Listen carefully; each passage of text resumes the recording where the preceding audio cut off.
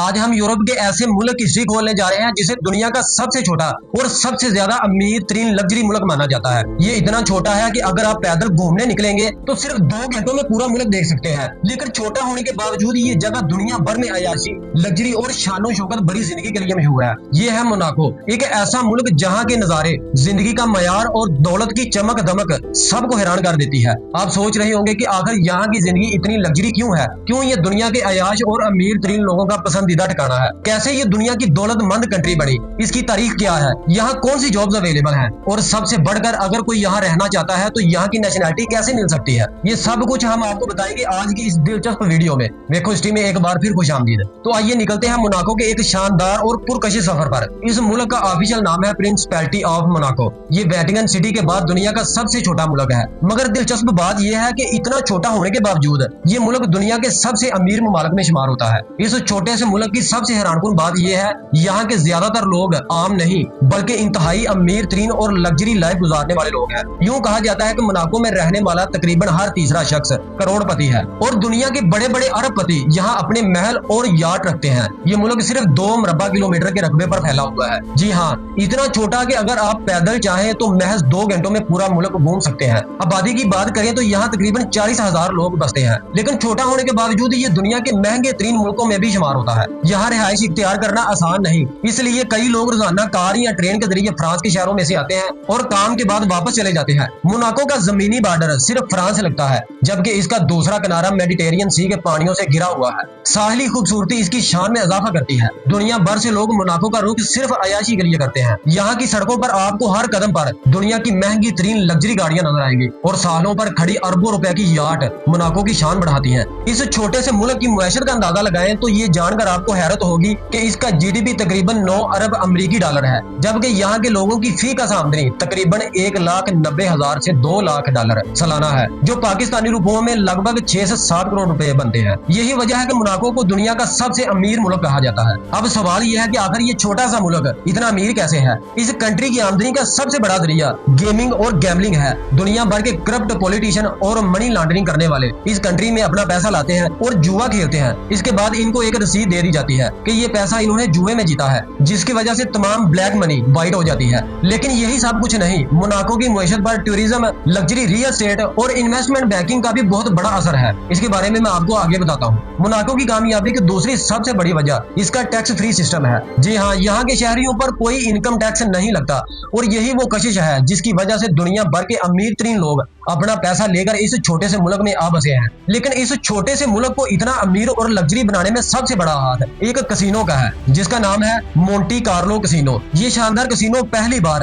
1863 में खोला गया था और महज 6 साल बाद यानी 1859 में मोनाको की हुकूमत ने अवाम पर लगने वाले तमाम टैक्स खत्म कर दिए। इसके बाद रियासत की आमदनी का सबसे बड़ा जरिया यही कसिनो और इससे जुड़ा हुआ टूरिज्म का निजाम बन गया। अब सवाल ये है कि आखिर ये कसिनो खोला ही क्यों गया और खोलने का ख्याल कैसे आया। इस बात को समझने के लिए हमें मोनाको की तरीके और आग पलटने होंगे। 12वीं सदी में मोनाको का ये इलाका रोमन अंपायर के असर और में था। बाद में ये इलाका इटली के शहर जेनवा के जेर असर आ गया। इसी दौरान जेनवा के हुक्मरानों ने अपना एक ताकतवर मशीर ग्रिमाल्दी फैमिली को ये इलाका अलाट किया। लेकिन इस वक्त ग्रिमाल्दी खानदान का यहाँ मुकम्मल कब्जा नहीं था। ये इलाका जेनवा की रियासत के जेर साया ही चल रहा था। वक्त गुजरता गया और 1297 में जब जेनवा के हालात खराब होना शुरू हुए तो ग्रिमाल्दी फैमिली ने इस मौके का फायदा उठाते हुए एक हैरानकुन मंसूबा बनाया। तारीख बताती है कि फ्रांसिस्को ग्रिमाल्दी नामी शख्स ने अपने साथियों समेत मोनाको के किले पर हमला करने का फैसला किया। लेकिन ये कोई आम हमला नहीं था। फ्रांसिस्को और इसके साथियों ने मोक्स का लिबास पहना और अपने कपड़ों के अंदर हथियार छुपाकर किले में दाखिल हो गए। जैसे ही वो अंदर पहुंचे उन्होंने अचानक हथियार निकाल लिए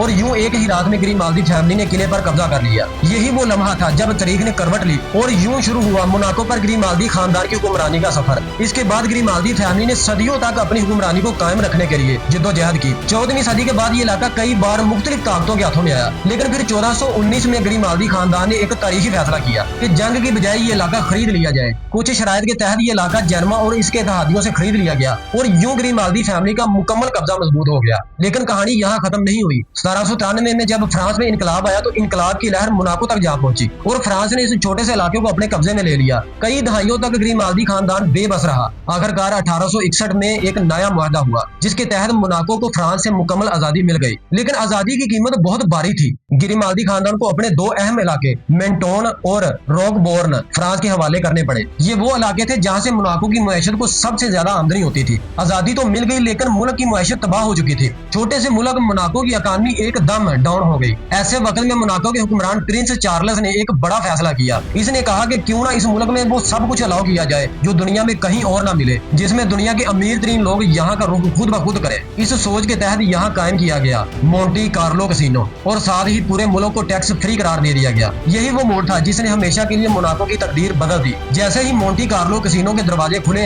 दुनिया भर के अमीर, अयाज और ताकतवर तरीन लोग इस छोटे से मुल्क का रुख करने लगे। कैसीनो सिर्फ खेलने की जगह नहीं था, ये एक ऐसा महलनुमा जादुई मुकाम था जहाँ शानो शौकत और दौलत की चमक हर कोने से झलकती थी। इस कैसीनो की वजह से इतनी दौलत इकट्ठी होने लगी कि हुक्मरानों ने एक बड़ा ऐलान किया, अब हमें अपनी आवाम से 1 रुपया भी टैक्स लेने की जरूरत नहीं। यानी आम लोग टैक्स से आजाद हो गए और मुल्क की आमदनी सिर्फ और सिर्फ दुनिया के अमीरों की जेबों से निकाली गई। यही काम आज तक चल रहा है। 19वीं सदी में यूरोप के ज्यादातर मुमालिक में जुआ खेलने पर मुकम्मल पाबंदी थी, सिवाय मोनाको कंट्री के, क्योंकि मोनाको आजाद और अलग रियासत था। इसलिए ये दुनिया के इन चंद मकामात में शामिल हो गया जहाँ अमीर लोग बिला खौफ व खतरात अपनी ख्वाहिशात पूरी कर सकते थे। लेकिन मोनाको ने सिर्फ जुआ ही नहीं बेचा, बल्कि लग्जरी लाइफस्टाइल को अपनी पहचान बना लिया। चमकते हुए समंदर के किनारे पर शानदार होटल, आलीशान रेस्टोरेंट और वो लाइफस्टाइल मिलता था जो पूरे यूरोप के किसी और शहर में मुमकिन नहीं था। यूं ये छोटा सा मुल्क आहिस्ता आहिस्ता अमीरों की जन्नत, play ground of the rich में बदल गया। अब आपको एक और हैरानकुन हकीकत बताता चलो,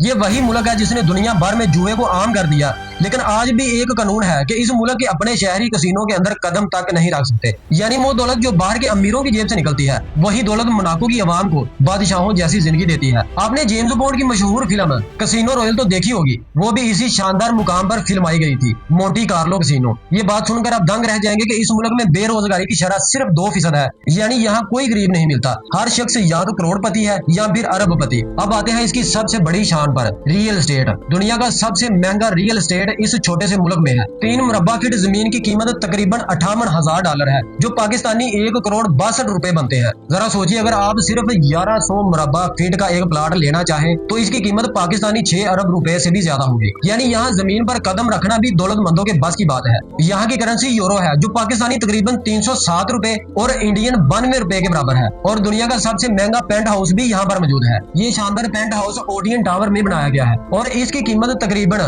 $335 मिलियन है। पाकिस्तानी करेंसी में ये तकरीबन इतनी बड़ी है कि गिनने वाले भी थक जाए। ये सब कुछ देखकर अंदाजा होता है कि मोनाको सिर्फ एक मुल्क नहीं, बल्कि ये दुनिया के अमीरों का ख्वाब है। एक ऐसा ख्वाब जिसे आम इंसान सिर्फ फिल्मों और कहानियों में ही देख सकता है। फार्मूला 1 रेसिंग के बारे में तो आपने जरूर सुना होगा, लेकिन ये जानकर आप हैरान रह जाएंगे कि दुनिया में सिर्फ एक ही मुल्क है जिसके पास कोई अलग से फार्मूला 1 ट्रैक नहीं है। जी हाँ, वो मुल्क है मोनाको। यहाँ की आम सड़कों को ही हर साल फार्मूला 1 ग्रैंड प्रिक्स के लिए एक शानदार ट्रैक में बदल दिया जाता है। दुनिया के अमीर तरीन लोग अपनी लग्जरी यार्ड्स और प्राइवेट जेट्स के साथ यहाँ आते हैं ताकि इस सुपर ग्लैमरस रेस को अपनी आंखों से देख सके। ये सिर्फ एक खेल नहीं, बल्कि एक ऐसा इवेंट है जो इस मुल्क को दुनिया का सबसे पुरकशिश स्टेज बना देता है। लेकिन मोनाको का असल कमाल है इसकी नेशनैलिटी है। यहाँ आम इंसान तो क्या, करोड़पति के लिए भी नेशनैलिटी लेना आसान नहीं, ये सिर्फ बिलियनियर्स के लिए रिजर्व है। अगर आप मोनाको की शहरी बनना चाहते हैं तो सबसे पहले आपको अपने बैंक में कम अज कम $5 लाख अमेरिकी डॉलर रखवाना होंगे। इसके बाद आपको यहाँ की महंगी जमीन या प्रॉपर्टी खरीदना होगी। साथ ही आपके पास कोई नौकरी या बिजनेस होना भी जरूरी है। ये सब शराइत पूरी करने के बाद आपको पहले 3 साल के लिए सिर्फ रेजिडेंस कार्ड मिलेगा और इसके बाद कम से कम 10 साल तक इंतजार के बाद अगर मोनाको के प्रिंस ने चाहा तो आपको नेशनैलिटी दी जाएगी। यानी यहाँ की नेशनैलिटी पैसों से नहीं खरीदी जाती, बल्कि ये एक ऐसा शाही नाम है जो सिर्फ चुनिंदा लोगों को ही नसीब होता है। आपको ये जानकर हैरानी होगी कि दुनिया के इस अमीर तरीन मुल्क में कोई एयरपोर्ट मौजूद नहीं है। जी हाँ, अगर आप मोनाको जाना चाहते हैं तो बराह रास्त जहाज से यहाँ नहीं उतर सकते। आपको सबसे पहले फ्रांस के शहर नीस में लैंड करना होगा, जो मोनाको से तकरीबन 30 किलोमीटर दूर है। वहाँ से आपको बस, ट्रेन या टैक्सी के जरिए मोनाको पहुँचना पड़ता है। मोनाको की कुल आबादी तकरीबन 40,000 है, लेकिन इनमें से सिर्फ 22% ही असल मोनागासिक यानी मुकामी लोग हैं। बाकी सब मुख्तलिफ मुल्कों से आकर यहाँ बसे हुए हैं। ये मुल्क इतना छोटा है कि इसकी कोई अपनी फौज नहीं, इसकी दिफाई जिम्मेदारियां मुकम्मल तौर पर फ्रांस की आर्मी संभालती है। बल्कि एक मुआहदा ये भी मौजूद है कि अगर गिरिमाल्दी फैमिली खत्म हो गई तो ये पूरा मुल्क दोबारा फ्रांस का हिस्सा बन जाएगा। लेकिन इस वक्त मोनाको को पूरी दुनिया दुनिया में एक अमीर, खुशहाल और महफूज तरीन मुल्क के तौर पर जाना जाता है। यहाँ क्राइम की शरह बिल्कुल ना होने के बराबर है। मोनाको की एक और दिलचस्प हकीकत ये भी है,